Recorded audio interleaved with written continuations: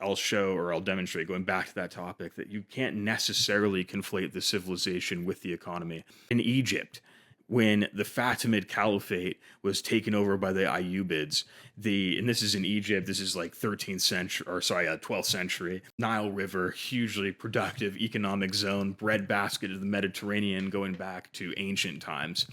But when the Ayyubids, this new dynasty, took over Egypt, they of course retained some elements of the bureaucracy from the dynasty that preceded them. And Saladin, the Sultan of the Ayyubids, ordered one of the bureaucrats to basically write this huge book compiling all of the tax practices.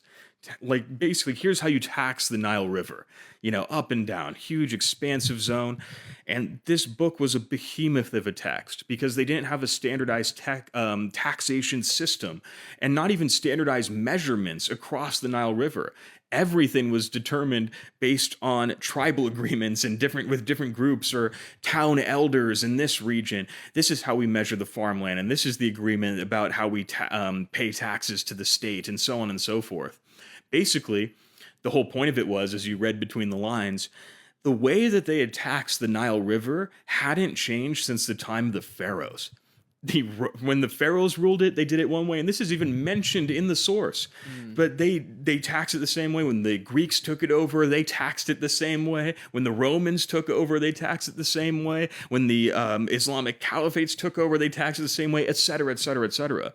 You have about 3,000 years of history for the civilization where economically the structure and arrangement, at least the state's relationship to the economy, was pretty much static the entire time. And yet you saw thousands of years of cultural, linguistic, religious, political transformation, and all that happened with largely the same economic system. Wow.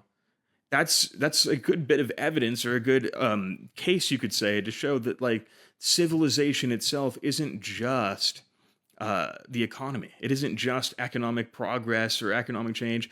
The pivot of history, or at least the pivot of this civilization, relies on other factors outside of pure economic concerns, because the economy was largely the same, or at least, again, the state's relationship to the economy, for like 3,000 years, through a whole It's completely tumult different, of like dynasties, civilizations. religions, politics, etc. Yeah, 100%. So is it just the economy? No, I don't think so. I think there's more to the history there, or what actually develops civilization, what changes it.